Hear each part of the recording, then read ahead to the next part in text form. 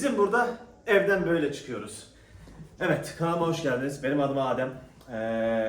Kanalda genellikle POV şeklinde videolar çekiyorum. Yemek pişirmekle alakalı. Türk pilavını bu Japonların, Asya bölgesinde yaşayan insanların kullandığı rice cooker'larda yapmaya çalışacağız. Güzel olacak mı, olmayacak mı onu deneyeceğiz.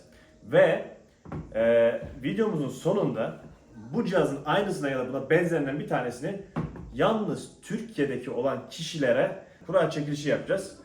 Yapmanız gereken beni takip etmeniz, paylaşmanız ve bir yorum yapmanız. Yorumda yazarsınız ben de istiyorum diye aşağıdaki o kişilerden tesadüf bir şekilde canlı yayında onu seçmiş olacağız.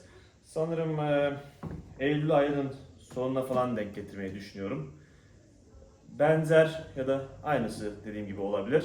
Ya Türkiye'den direkt sipariş veririm ya da bizim buradan sipariş verip Türkiye'ye kargo yapabiliriz. Reklamla hiçbir alakası yok. Kendi isteğimle yapıyorum. Yani ne Xiaomi bana bir şey dedi ne öyle bir şey var. Yani kendi hür irademle. Evet. Videoya geçelim. Cihazımız bu. Xiaomi Rice Cooker sanırım 4 litre. Galiba 4 litrelik olması gerekiyor. Cihaz basit aslında. Fazla bir özelliği yok. Yapması gereken zaten sadece pirinci pişirmesi.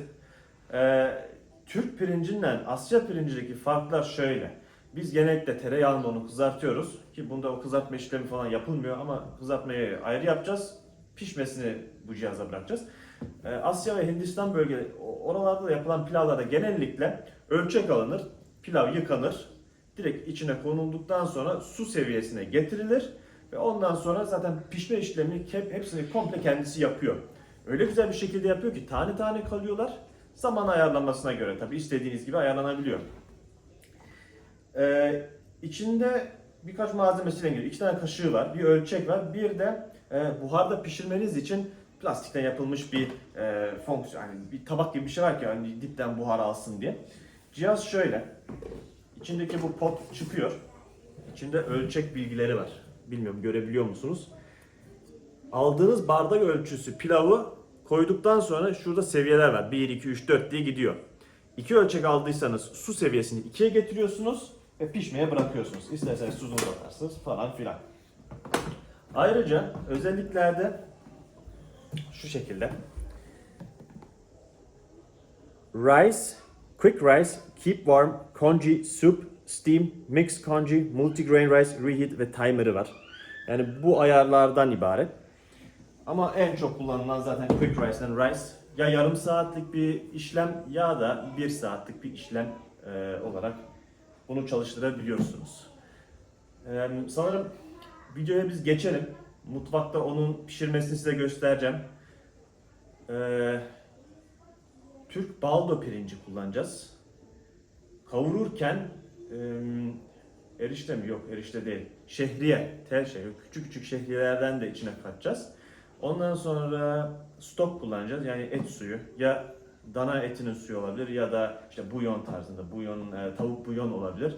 İkisini de deneyebiliriz. Size kendi yıllardır zaten yaptığım için belirli bir ölçüye kendime alıştım. O ölçüye kullanmayı size söyleyeceğim zaten hangi ölçeklerde kullanacağımı. Ona göre pilavımızı pişireceğiz. Haydi hep birlikte videoya geçelim. Öncelikle şu ayarları bir gösterelim. Ayarlarda bakayım net çıkıyor mu? Hemen hemen görünüyor zaten. Dediğim gibi rice var 1 saatlik. Bu ne zaman kullanılır? Daha çok fazla pirinç ya da pilav yapmak istiyorsanız o zaman ben 1 saati kullanıyorum. Şayet sadece eşim ya da çocuklar hani ufak tefek birazcık pirinç yiyeceksek o zaman quick rice alıyorum 30 dakikada bitiyor. Şu keep warm belirli bir saat zaten otomatik bittikten sonra işlem. Sonra keep warm'a geçiyor. Keep warm'da da işte onu sıcak tutmaya çalışıyor. Congee dedikleri bu isterseniz YouTube'dan bakabilirsiniz. Congee daha çok böyle sütlaçımsı tarz. Hani biraz daha böyle sulu kalması için onu kullanıyoruz. Soup zaten select ona gerek yok. Steam'de brokkoli falan gibi bir şeyler buharda pişirmek istiyorsanız o zaman kullanabiliyorsunuz. Mixed congee karışık congee oluyor. Multigrain rice dediği çeşit çeşit içinde pirinçler varsa onun için reheat tekrar ısıtmak için timer'da zaten süre hani. Ama dediğim gibi bunlar ben genellikle kullanmıyorum. Bir Steam'i kullandığım olmuştu. Rice ve quick rice bizim için en önemlisi. Cihazın Filtreleri şu. Aslında filtre değil de bu sıcak tutması şu, sürekli temizlenmesi gerekiyor. Bunda contaları var. O conta buharı ona göre ayarlıyor. Dibinde sensörleri var. Zaten bu sensör sayesinde ne zaman suyun bitip bitmediğini anlıyor. Bunlar yıkanıyor. Bir de şu arkadaki bu buhar toplayan bir cihaz var. Onun içini böyle açıp onu da temizleyebiliyorsunuz. Pislenmiyor. Yani bir su tutarsanız yeter. Yani sistem bu. Dediğim kepçelerde şunlar. Bu dediğim gibi içine konulabiliyor. Altına su dolduruyorsunuz steam yapmak için. Bu da kaşığı. Bu şekilde. Bakın arkadaşlar, malzemeler bunlar. Fazla bir şey yok. Şehriyemiz var. Yağ, tereyağı kullanın. Margarin falan kullanmayın. Buyon, ister şu markayı, ister yani Knorr'un, ister et suyu olsun ya da tavuk suyu olsun. Ölçeğimiz burada. Bardak ölçeğim şu. Benim kullandığım bardak 300 mililitrelik bardak. Bir tepeleme pirince 500 mililitre su kullanacağız. Ve yani 1,5 buyon kullanacağız. 2 tane değil. 1,5. Yani malzememiz bu. Kullandığım pirinç de bunu Türkiye'den getirmiştim. Böyle 5 kiloluk baldo pirinç. Gerçekten çok lezzetli. Rekolte'nin. Ama durunun da olur. Her türlü pirinç olur. Baldo'da. Diğerleri belki farklı süre isteyebilirler. Şimdi suyumuz kaynadı. Şuradan suyumuzu bir alalım. Dediğim gibi 500 mililitre su alıyoruz. Kaynar su olsun. İsterseniz biraz bekletebilirsiniz. İlla böyle fokur fokur kaynamasına gerek yok. Bu suyu sonra zaten tencereye dökmeyeceğiz. Direkt cihaza dökeceğiz. Şöyle 500 mililitre. Bunu içine 1,5 bulyonumuzu atıyoruz. Bir.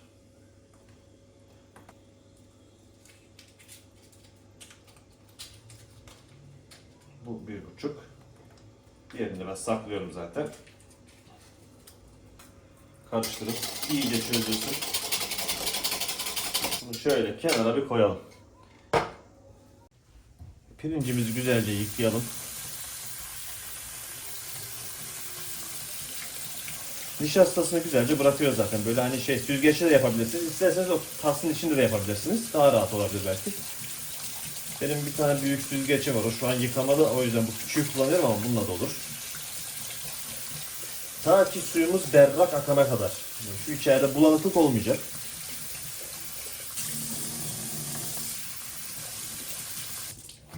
Şöyle biraz suyu aksın. Aynen bu şekilde güzel. Şöyle süzülsün kendi.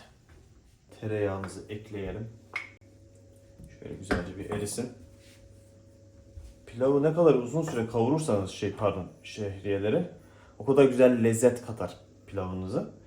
Ben bir kere dinlemiştim. Bu Mehmet Şef'in bir short'u denk gelmişti YouTube'da. Orada diyor ki pirincine ya da pilavına şehriyeyi ekleyen kişi pilav yapmasını bilmez. Yani bu tercih meselesidir. Niye öyle bir şey demiş anlamadım. Ama ben şehriyeli seviyorum ve genellikle yani insanlar seviyor şehriyeli pilavı. Evet, yağımızı eritiyoruz. Eridikten sonra şehriyeyi ekleyeceğiz. Güzelce kavuracağız. Rengini alana kadar. Böyle bir kahverengimsi bir renk aldıktan sonra şu an açık tabii ki rengi. Onu göreceksiniz zaten. Ondan sonra pilavı ekliyoruz. Pilavı kavuruyoruz. Belki 1-2 dakika. Sonra cihazımıza geçiyoruz. Yağımız kızarmaya başladı. Şehriyeleri ekliyorum. Bunu biraz kavuruyoruz. Rengi görünüyor mu? Görünüyor.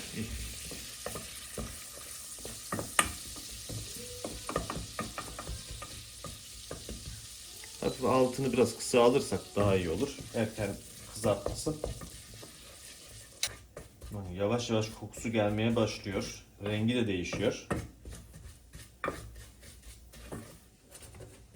Böyle güzelce kavrulduktan sonra pirincimizi ekliyoruz.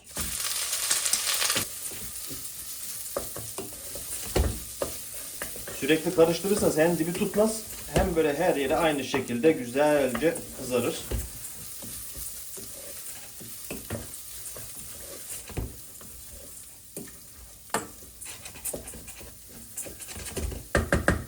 Şimdi altını kapatıyoruz. Şunu şöyle kenara alalım. Bulyonumuza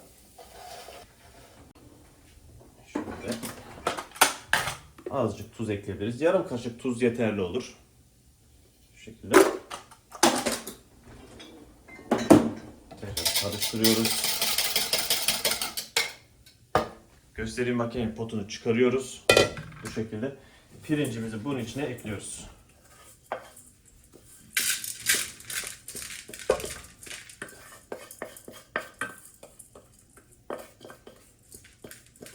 Gerçekten çok lezzetli oluyor pirinç. Tam ayarında pişiyor. Yani denemenizi tavsiye ederim. Şimdi kimileri vardır diyordur, zaten ben ayarını tutturuyorum. Ama şöyle bir şey de var. Ben mesela yemekleri güzel pişiririm. Ama bu pilavı bir türlü tutturamıyorum. Yani su ayarını bir türlü olsun. Yani hiçbir kere doğru düzgün denk getiremedim. Ama bu makine böyle şahane bir şekilde onu halledecek. Şöyle buyurumuzu ekliyoruz.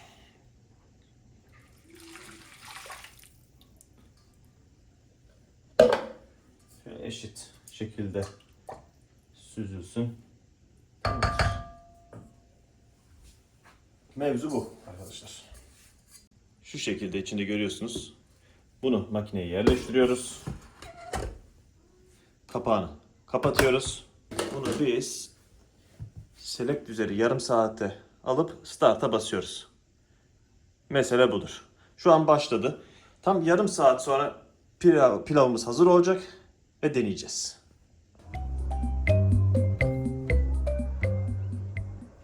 Şimdi açıyoruz ve nasıl olduğuna bakacağız. Ben şöyle yapıyorum. Sıfıra geldikten sonra zaten burada otomatik keep warm'a geçmiş oluyor. Bir açıyorum, şu ilk buharını bir atmasını bekliyorum. O ilk buharı attıktan sonra fişini çekiyorum. Sonra tekrar bir kapatacağım, böyle 3-4 dakika daha bir çeksin güzelce. Ama tabii buna böyle bir havalansın diye bir düzene ayarlayalım bunu. Hop. Bu şekilde suyunu tamamen çekmiş. Tane taneler. Evet. Kapatıyoruz ve bir 3-4 dakika bekleyip ondan sonra tabağa servis edeceğiz. Şimdi tabağa servisimizi alalım. Diğer kepçesi bu.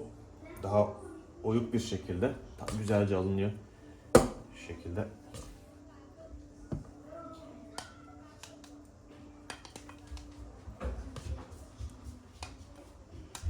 Acayip bir lezzeti var. Altı hafif kızarıyor. İşte pilav bu. Yani bunun lezzetini gerçekten deneyerek görmeniz gerekiyor. Mutlaka tavsiye ederim. Çok lezzetli oluyor. Pilavımız bitti. Şimdi deneme faslına geçiyoruz. Zaten ben tadını biliyorum ama gerçekten çok lezzetli oluyor.